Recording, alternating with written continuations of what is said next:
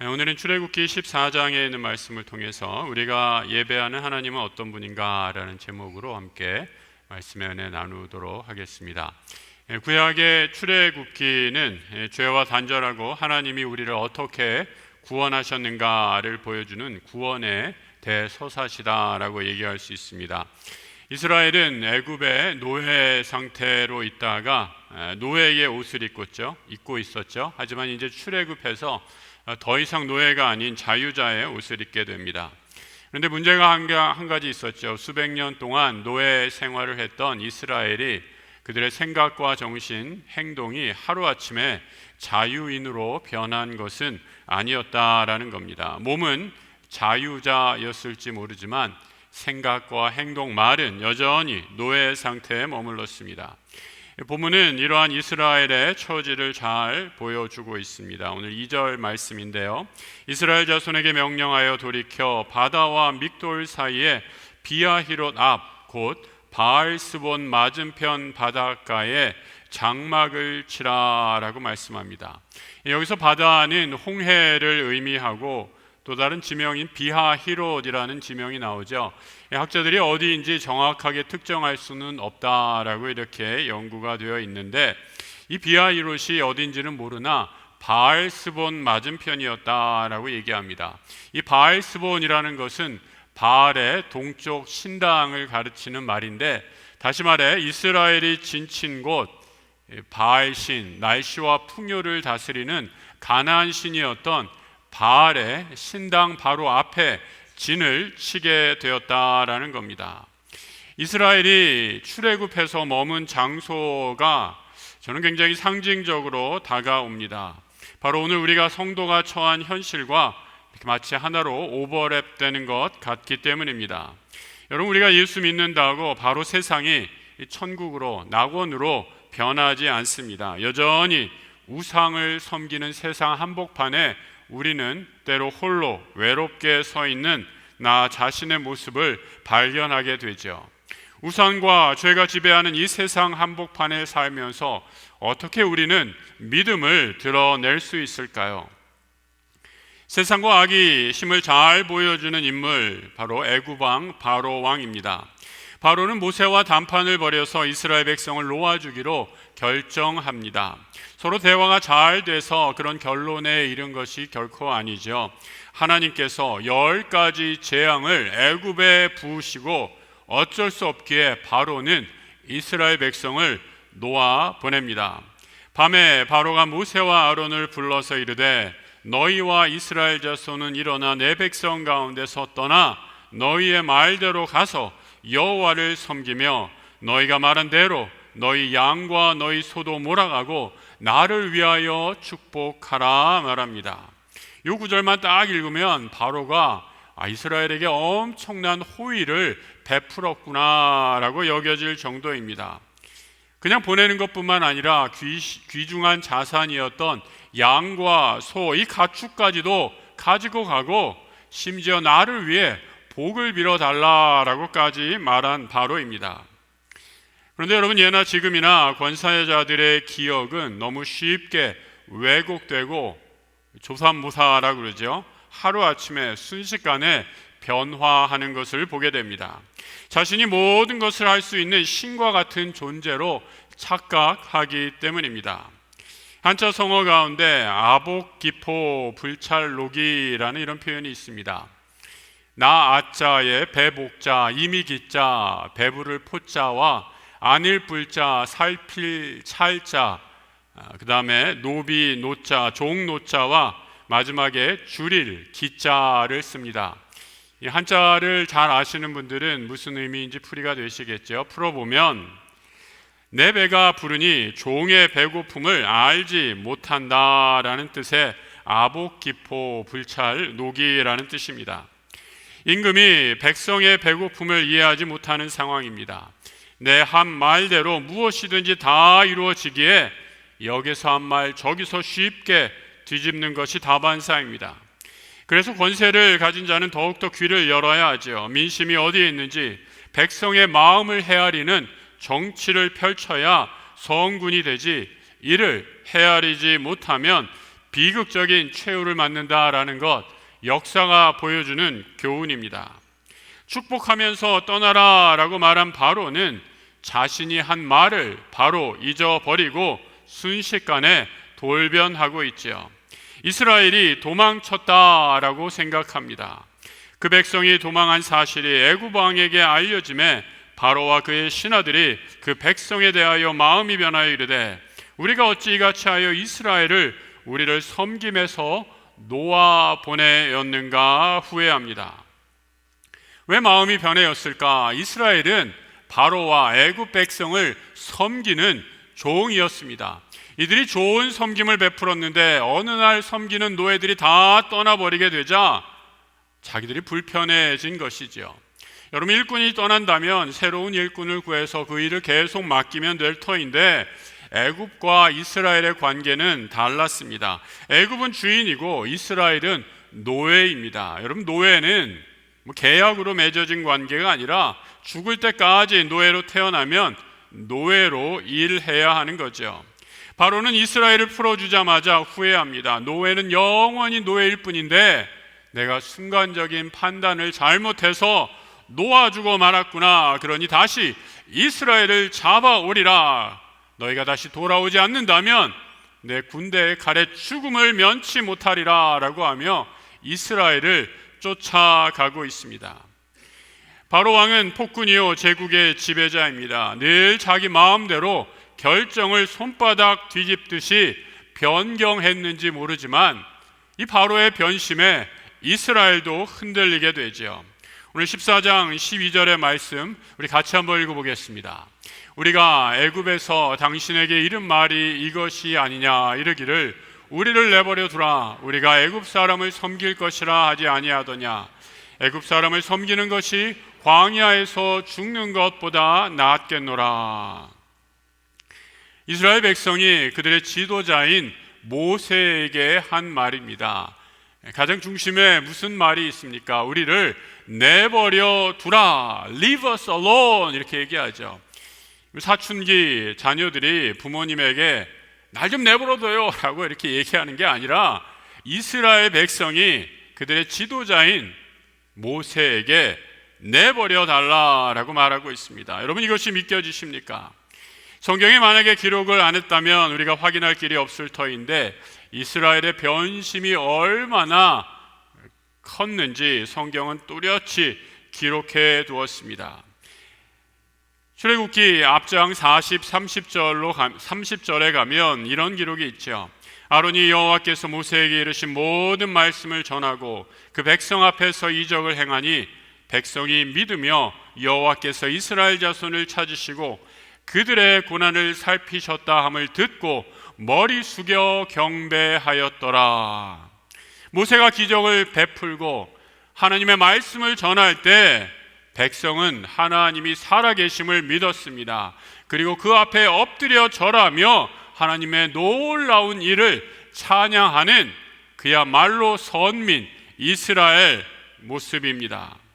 그런데 여러분, 이스라엘이 변하고만 거죠. 여러분, 한번 생각해 보십시오. 나를 위해 복을 빌고 모든 재산을 가지고 떠나라.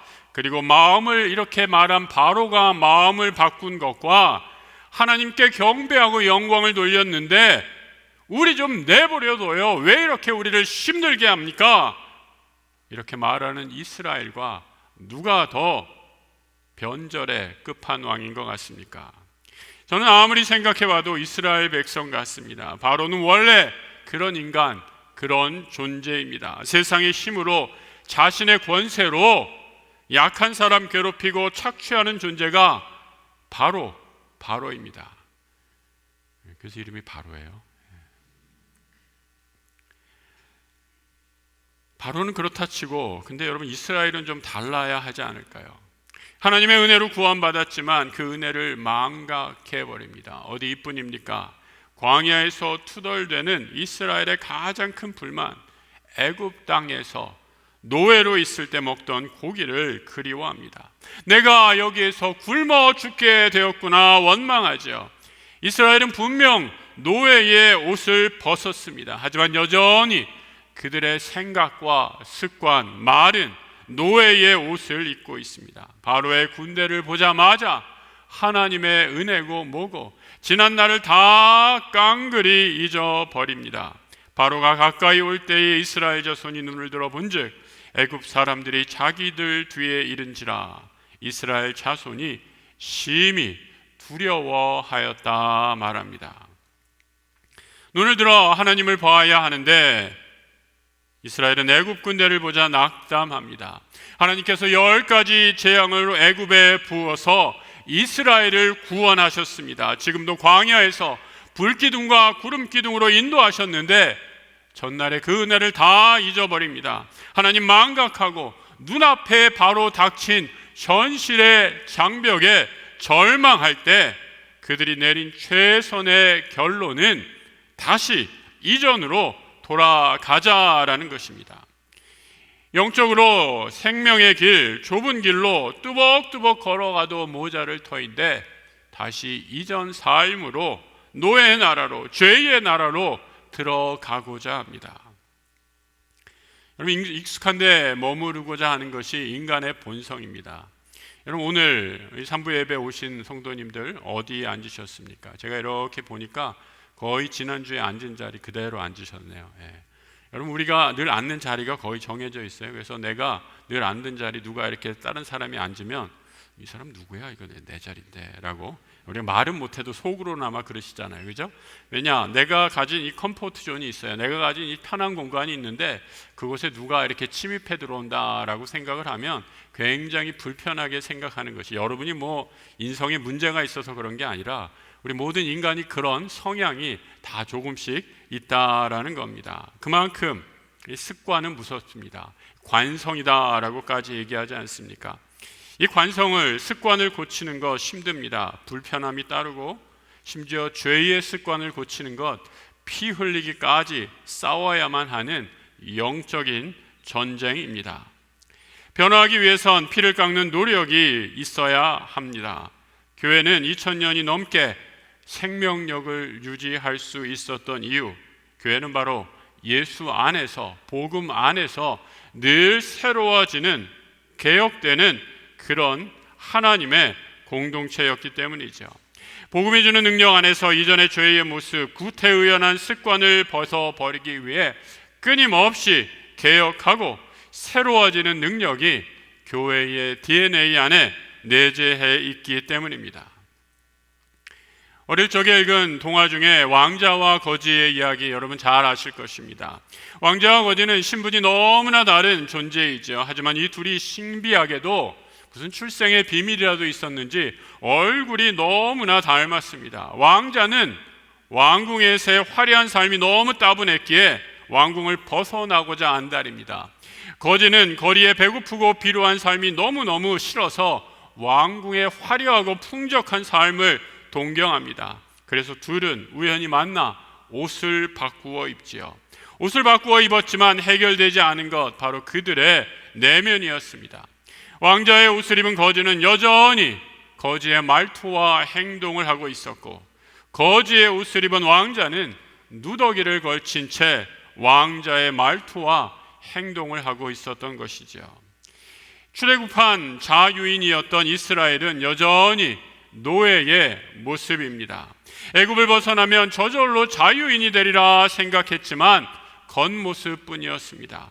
내면은 여전히 애굽을 그리워하며 애굽에서 가장 그리워했던 것, 바로 그곳에서 먹었던 살진 고기를 잊지 못합니다. 바로 우리의 모습이 아닌가 싶습니다. 예수를 믿고 있지만 여전히 세상을 동경하고 탐하는 모습이죠. 성경은 하나님을 앞서는 모든 것을 우상이라고 정의합니다. 예수보다 더 귀한 것, 하나님보다 더 귀한 것이 있다면 우리는 절대 이전에 죄의 옷을 벗을 수 없기 때문이죠. 출애굽한 이스라엘의 우상은 바로 만난 고기였습니다. 하나님이 내려주시는 하늘의 만나보다 애굽의 고기를 더 탐합니다. 이 풍요의 시대를 살아가는 우리들에게 그깟 고기 한 점이 뭐 대단하다고 마치 어린아이처럼 고기 먹고 싶다고 보채는 것일까 생각할 수 있습니다. 하지만 이스라엘은 광야에서 두려웠습니다. 광야에서 굶어 죽을까봐 두려워했습니다. 그래서 애굽의 고기를 그들의 우상으로 삼아 그 두려움을 물리치려 했던 것이죠. 고기 뒤에 숨어있는 우상의 본질은 바로 미래에 대한 두려움이었습니다. 하나님 도움으로 애굽에서는 겨우 벗어났지만 광야에 들어와 보니 앞으로 살 날이 깜깜했던 것이죠. 이 미래까지 하나님이 이 광야에서도 책임져 주실까 하는 두려움과 의심이 그들을 삼켜버리고 만 것이죠.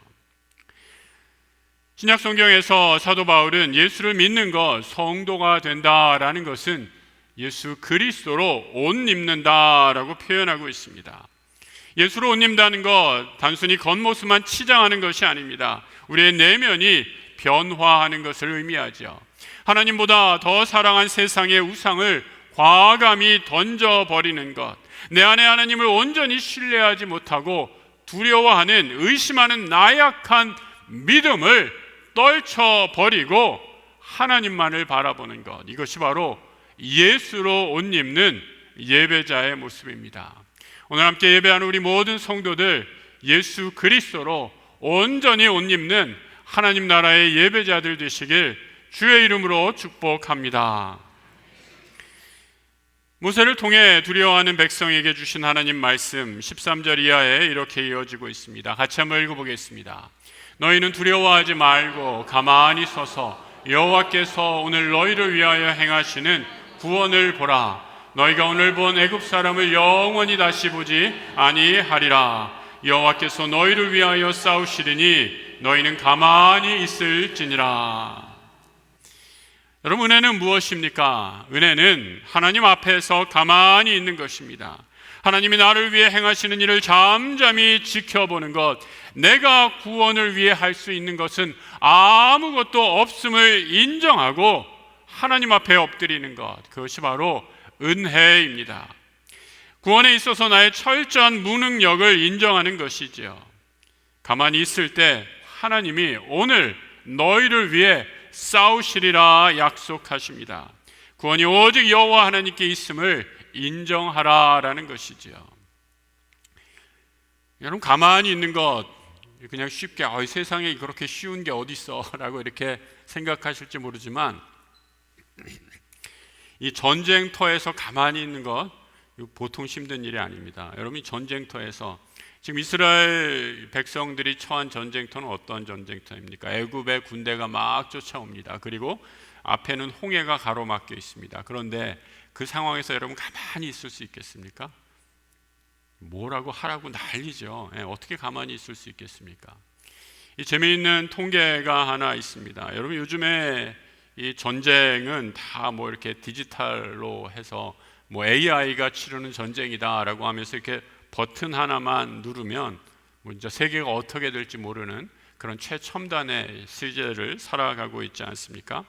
그런데 여러분, 예전에는 그런 전쟁이 아니었습니다. 불과 20세기 초반에 일어났던 1차 세계대전, 그 한 자료에 의하면 1차 세계대전 중에 재미있는 통계를 봤는데요, 전장에서 최전선에서 적군을 향해 총을 쏘는 용감한 군인의 비율이 10% 정도밖에 안 됐다라는 거예요. 무슨 말인지 알겠어요? 총탄이 막 날아가고 기관총이 날아가고 이렇게 빗발치는 총탄 가운데 포탄 세례가 터지고 옆에 있는 전우가 죽어가는데 정신을 차리고 적군을 향해 총을 쏘는 군인이 10 중에 1명밖에 없었다라는 겁니다. 그러면 나머지 병사들은 뭐 했는가? 너무 겁에 질려서 그냥 하늘에 대고, 맞지도 않은 하늘에 대고 총질을 했다라는 거죠. 인간이 극심한 두려움에 사로잡힐 때 행동하는 나약한 모습을 보여주고 있는 거죠. 여러분, 이스라엘이 가만히 하나님이 하시는 구원의 능력을 체험할 때 가만히 있으라라고 하면서 딱 한 가지 것이 있습니다. 바로 홍해를 건넌 것입니다. 그렇게 생각하실 수도 있어요. 강을 건넌 것도 행동하는 것 아닙니까? 걸음을 걸었으니까 이렇게 반문하실 수도 있죠. 그런데 여러분, 성경에서 이 물을 건넜다라는 것, 이 새로운 출발을 의미합니다.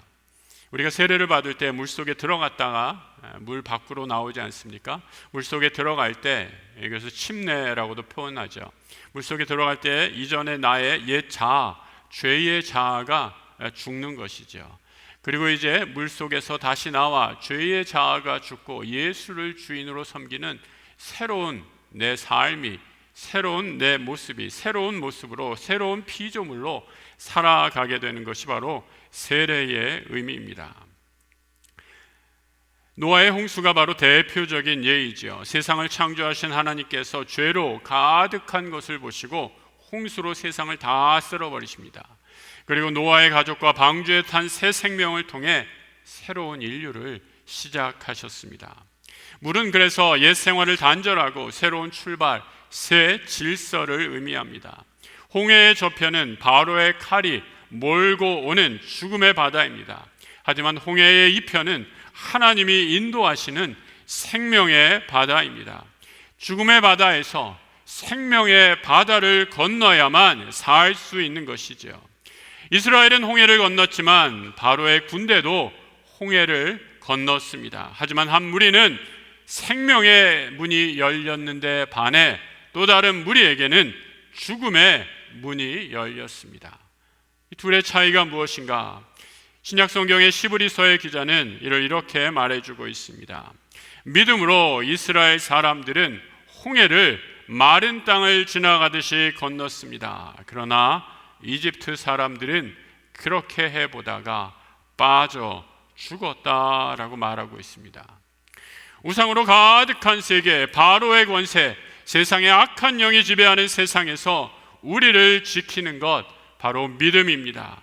백성은 믿음의 길로 인도한 지도자 모세의 선포이죠. 너희는 가만히 서서 두려워하지 말라 말씀합니다. 우리가 두려워할 대상은 세상이 아닙니다. 이스라엘의 할 일, 나의 유일한 구원이시오 나의 방패이신 생명의 길 대신 하나님을 바라보는 것, 그것이 바로 구원의 길, 생명의 길인 것이죠. 이스라엘은 광야에서 하나님의 불기둥과 구름기둥을 체험하고 그 인도를 따라 담대히 나아갑니다.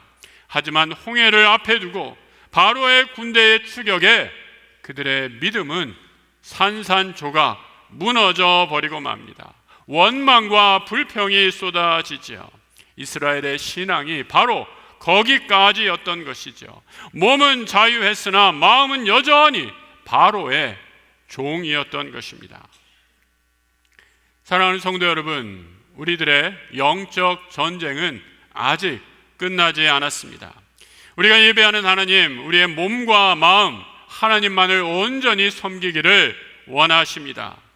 인생의 광야를 만났다고 세상에 미련을 두고 뒤를 돌아보시겠습니까?